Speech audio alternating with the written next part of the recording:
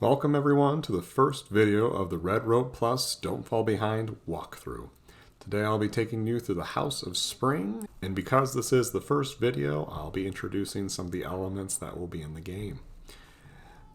I am joined today by player 2, who is controlling the man, and I am controlling the woman. I'll be giving recommendations based on 2 people playing. You can play this game solo, and for those people I have mad respect for because I can't imagine doing it myself. Before you start out, you want to create some general strategies. For player 2 and I, we made an agreement upon how we will go around enemies. So in this game, you have to encircle enemies with your rope most of the time in order to kill them. For player 2, she will go either left or down when going around the enemies. I will go up or right. Keeping those cardinal directions allocated to a player can help make sure other sections aren't as complex or confusing. Right now, you see us wandering through the hallways of the labyrinth.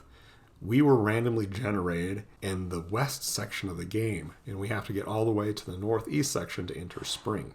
I will include additional information about all the characters you'll find in this midsection of the labyrinth in the video journal that accompanies this video. For the time being, just focus on killing all the skeletons you come upon. Right here you see one of the Minotaurs that lurk in the area. Avoid this for now. It's almost near impossible to kill them with a small length of rope. You can, but it's better to come back once you have a longer rope. The skeletons will give you 1 extra life. That Minotaur will give you 10 extra lives, so it's important that we kill it later. I don't intend to talk through the entirety of this video, so if there's silence, that's me just trying not to annoy you.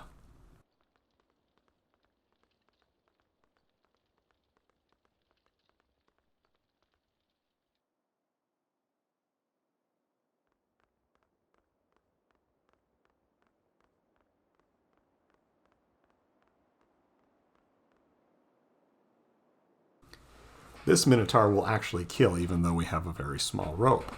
All you have to do is have it charge at you once, and it's a bit finicky about when it charges you. Just be prepared to move because it goes fast. And then once it does charge at you, get in front of the hole and then dodge out of the way at the last second to have it fall into the hole, effectively killing it. You don't get rope, but that doesn't really matter. One thing to keep in mind as you're walking these hallways is don't kill those shadow people unless you have to. The shadow people will give you 1 shadow that can be used to purchase various things like checkpoints and extra lives. Each of these shadows puts a -1 to your ultimate score. I wouldn't necessarily try to score chase during your first run, but if you are trying to get to the highest part of the leaderboards, avoid killing these NPCs. Additionally, if you kill any of the NPCs in the halls of the labyrinth, you'll trigger the guards to attack you. They are pretty difficult to kill when you first start off, and it's best to kill them when you have a long rope. So again, avoid unless you know you can kill those guards as well. You can get a bit of rope from killing the rats, but they're difficult to stomp on, so don't worry about it too much. Now we are finally in the House of Spring. House of Spring is probably the easiest one to start off with. In this first room, we find 2 types of enemies, ghosts and fire.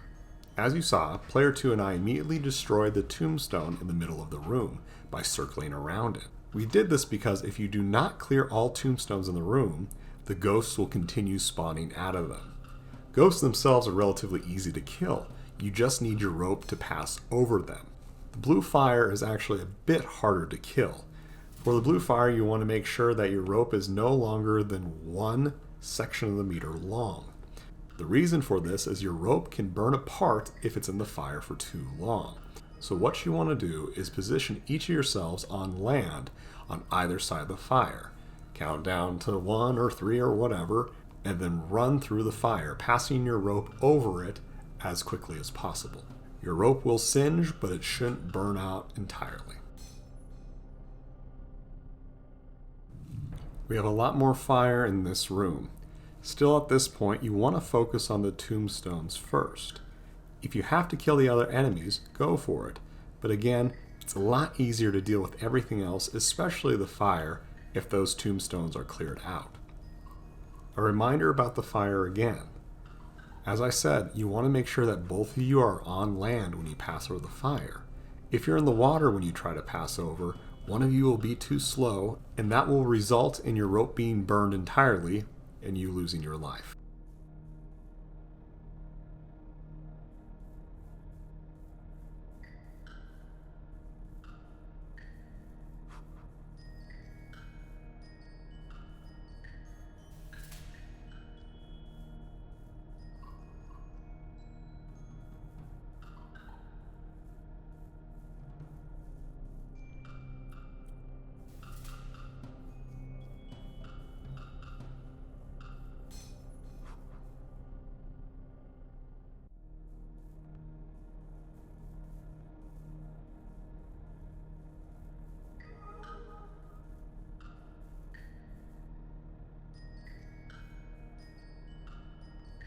After you destroy all the fire, make sure that you kill the skeletons as well. You'll also see that we will check various areas that are empty for skeletons that are invisible.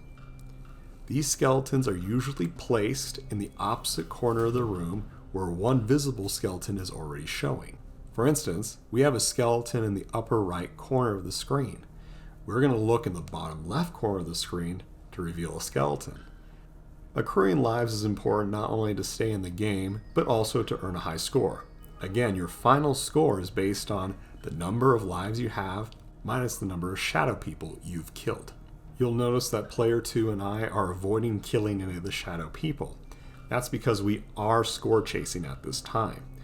For the rest of you, you are more than welcome to kill these shadow people. They give you a length of rope which can be helpful, and they can be later traded in for lives. Again, don't score chase in your first run.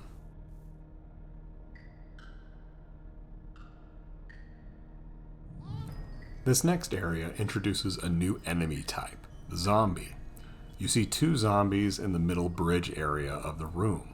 These enemies aren't too difficult. They will lunge at you the same way the Minotaurs will, just not as fast. To lure them, try to stick close together in the middle of a corridor. It'll lunge at you, and that gives you the opportunity to both circle around it and kill it. You don't want to get too close to a wall when it lunges at you, otherwise it will lunge at the wall, leaving you little space to go around it. Otherwise, the rest of the room contains everything that you're used to already. Get rid of the tombstones, and then the ghosts. You'll see that we both have a skeleton and a bronze little kid on the right side of the screen. We can't access them now. We'll have to enter from another room in order to get them. That bronze little kid is going to be one of 3 keys in this house.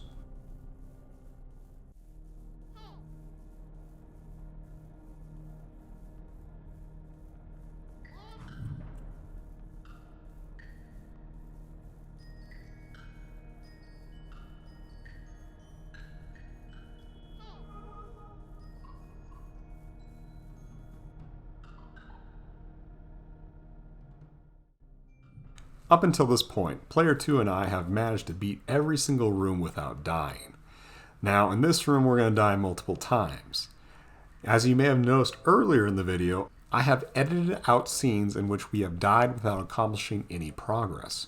When you die, any enemy you have killed, except for the ghosts, will also be dead in your subsequent tries. That's why it is so important to kill the tombstones, because those will stay dead, unlike the ghosts. This is player 2 and I's 3rd run through Red Rope. As such, we are better at the game. Certainly not the best, we're trying to get that right now. When you start off, expect to die a lot.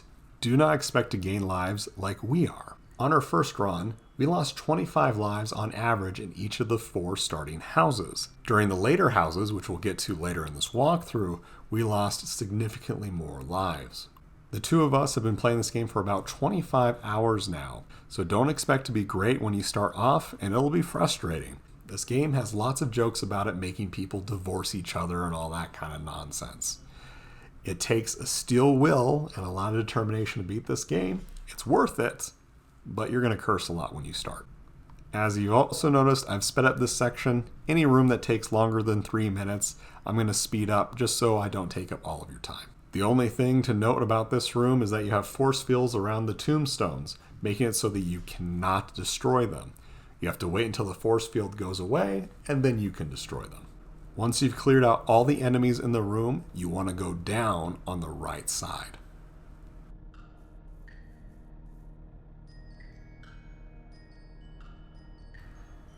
Now that we're on this side of the room, we can kill the skeleton and the bronze kid.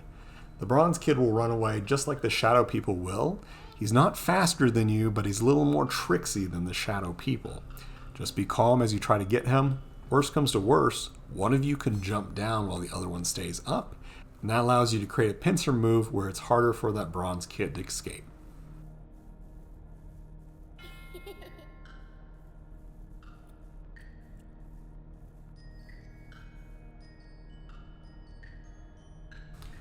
Just as another quick note, I don't know the perfect way to go about the rooms. I know generally how to navigate them, but I'm not speedrunning this. So if you choose to go a different route, go for it.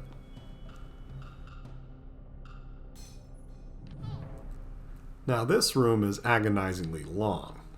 There are important things to remember as you go about it. One, the basic concept of this room is that you need to get the statues onto each of the switches to remove the force fields from the tombstones. You'll see that player 2 and I are moving the statues onto every single button before we destroy the tombstones. Player 2 and I are doing this because if you die, the statues return to the original places. We would rather put all the statues on the buttons, destroy all the tombstones, and be done with it all, rather than do one by one, but you can choose how you go about it. Both of you can work together to push the statues faster. Just make sure one of you depresses the button before you push the statue on it, otherwise the statue will not budge.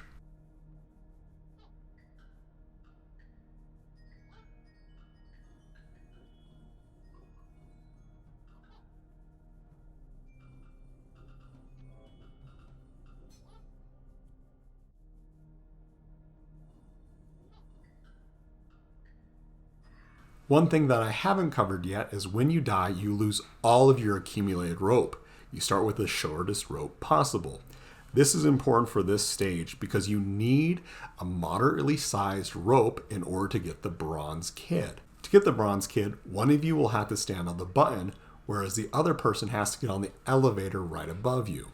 Once one person is on top, you can then get around the bronze kid and drop to the ground to kill him. If your rope is not long enough, you will not be able to do this. And so you'll have to go to a different room, get a longer rope, and then come back. So again, it's better that you just kill a bunch of ghosts before destroying the final tombstone.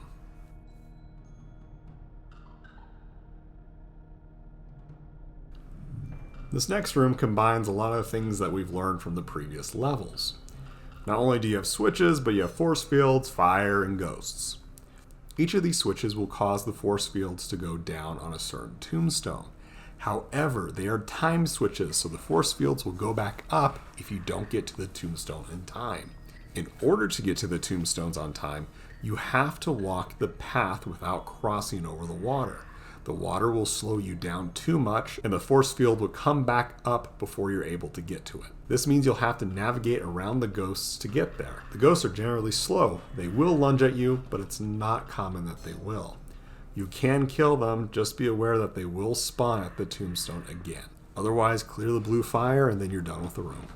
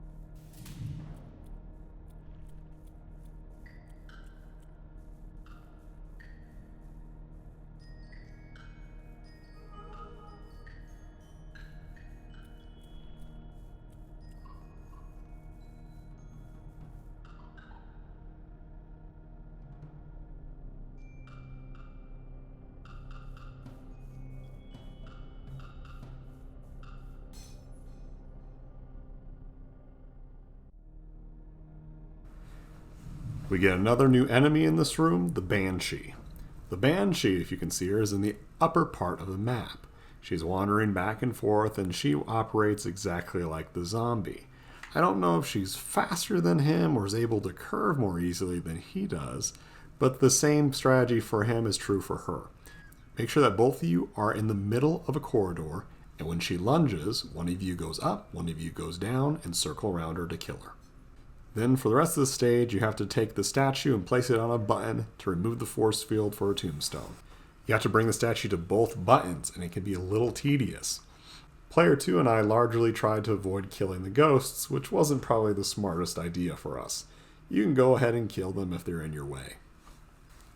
Upon completing this room, you're almost to the end.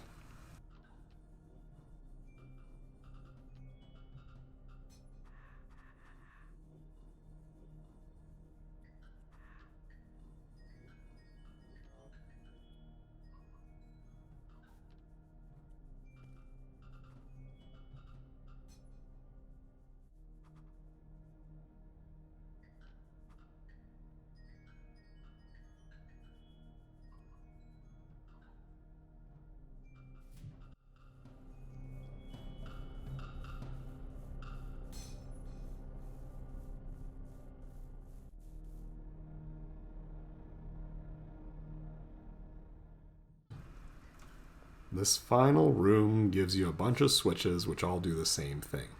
When you depress a switch, the elevators can either go up or down, and you use them to your advantage to navigate the room. As always, destroy the tombstones first before going after all the ghosts.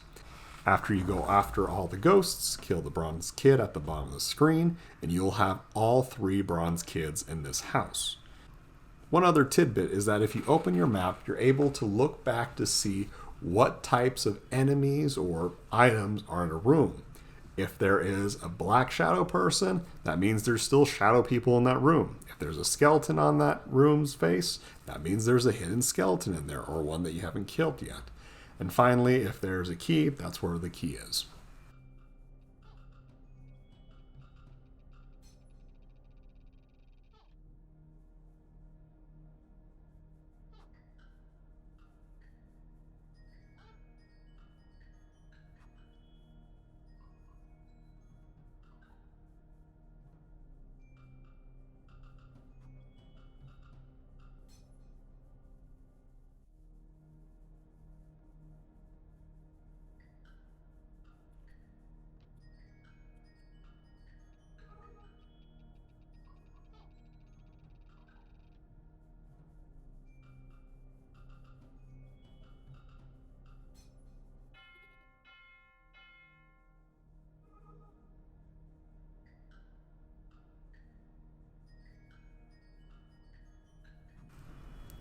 Exit the room at the bottom of the screen to exit the entire house, and then appear on a ledge which has 2 more skeletons.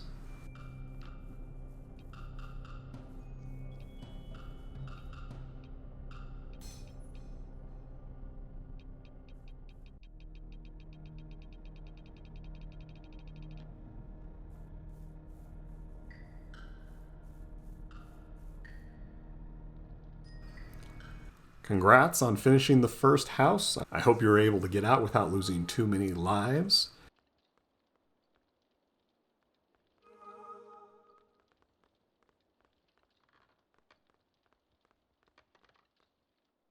Now what we're going to do is we're going to go back and kill the Minotaur. The strategy for this Minotaur is the same as it is for the Banshee and Zombie. Let it lunge after you, and then one of you go up, one of you go down, and circle around it. With that, that's the end of our first video. I hope you enjoyed it. If you'd like to be able to restart from this point, go to the peddler and save with him. Otherwise, the game saves automatically. Till next time, well, bye.